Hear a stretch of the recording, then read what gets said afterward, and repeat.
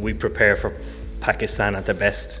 We've certainly seen them. Only 2 years ago, they were the best side in the world in the Champions Trophy. They turned us over. They turned India over, who were probably contenders as well for the Champions Trophy. So we'll be preparing as best we can for their A game. I think there's a good case for playing any of our bowlers. I think the wicket was a little bit different to the one probably that we're expecting tomorrow. However, we'll have to adapt to everything it throws up. It looked a little bit too paced, maybe with a bit steeper bounce, having watched it yesterday.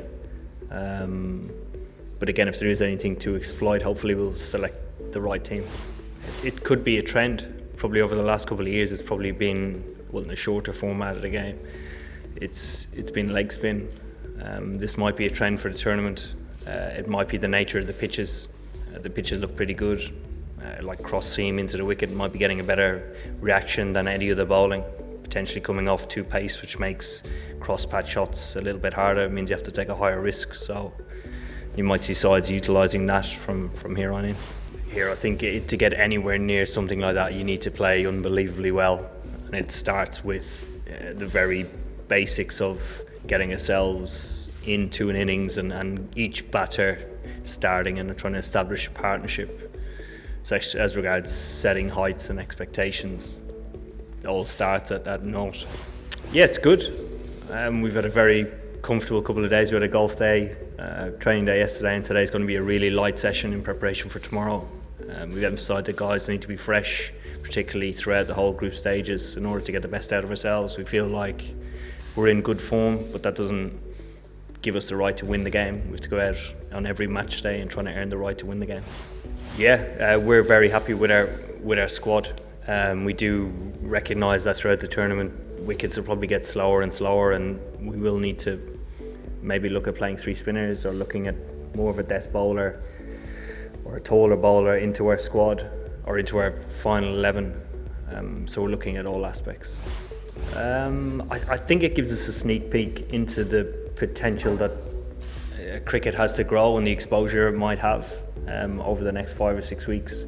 I think when you have one of your all-rounders, one of your best players on the side that puts in a performance like that, in engages with so many different personalities, kids, all the way through until like granddads, everybody can experience taking a great catch or getting runs or taking wickets or just having one of those days where everything goes right. I think that sets the tournament up really well, and obviously confidence within our camp. When Ben's doing well, it rubs off on other people. So the group of players that we have at the moment that have played in the IPL in the last couple of years, it has given them great exposure, great experience playing against the best teams in the world under a huge spotlight. And in the last 2 years in particular, but maybe 3, those guys have gone from, learning a huge amount at the IPL to actually going there and being MVP or dominating in certain stages of the tournament.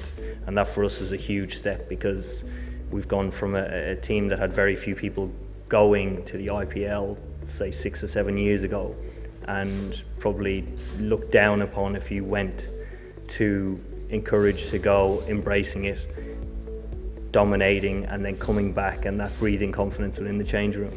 It's not really something we focus on. It's something that will happen. We've talked about it. It'll happen throughout the tournament, whether we're doing well or we're getting hammered. Either way, it'll get reasonable amount of publicity.